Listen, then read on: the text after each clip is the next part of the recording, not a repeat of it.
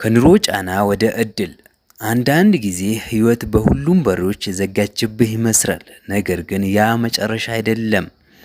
አንዳንድ ጊዜ አዲስ በር ከመክፈቱ በፊት የሚሆን ጸጸት ብቻ ነው። ሰላም ውድ የአብደላ ማንሾ ቤተሰቦች፣ እንደምን ቆያችሁ? እንደምን አላችሁ?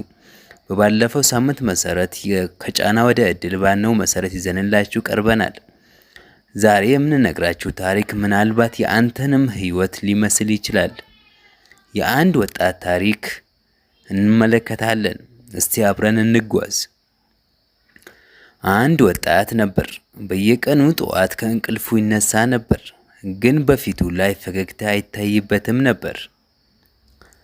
ከቤቱ ሲወጣ ሁል ጊዜ አንድ ጥያቄ በአእምሮ ይመላለስና ያስቸግረው ነበር። ለምን ህይወቴ እንዲህ ሆነች ብሎ ነበር ጥያቄውን ለራሱ የሚመላለስበት። ስራም ነበረው፣ ይሰራ ነበር በጊዜ በአግባቡ፣ ግን ደሞዙ ከወር መጨረሻ አይደርሰውም ነበር። የቤት ኪራዩም ለመክፈል በጣም ያዳግተው ነበር። በዛ ላይ የምግብ ወጪ፣ የቤተሰብ ኃላፊነት፣ በጣም ብዙ ነገር ነበረበት።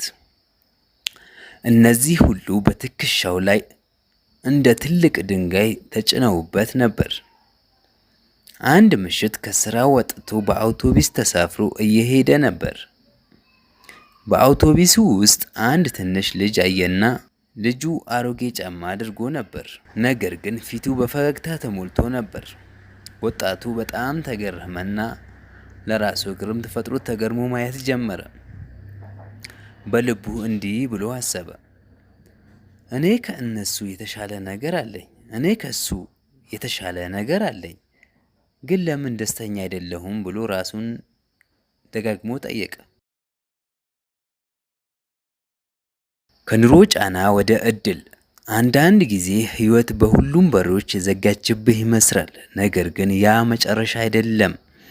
አንዳንድ ጊዜ አዲስ በር ከመክፈቱ በፊት የሚሆን ጸጸት ብቻ ነው። ሰላም ውድ የአብደላ ማንሾ ቤተሰቦች፣ እንደምን ቆያችሁ? እንደምን አላችሁ? በባለፈው ሳምንት መሰረት ከጫና ወደ እድል ባልነው መሰረት ይዘንላችሁ ቀርበናል። ዛሬ የምንነግራችሁ ታሪክ ምናልባት የአንተንም ህይወት ሊመስል ይችላል። የአንድ ወጣት ታሪክ እንመለከታለን። እስቲ አብረን እንጓዝ። አንድ ወጣት ነበር። በየቀኑ ጠዋት ከእንቅልፉ ይነሳ ነበር፣ ግን በፊቱ ላይ ፈገግታ አይታይበትም ነበር። ከቤቱ ሲወጣ ሁል ጊዜ አንድ ጥያቄ በአእምሮ ይመላለስና ያስቸግረው ነበር። ለምን ህይወቴ እንዲህ ሆነች ብሎ ነበር ጥያቄውን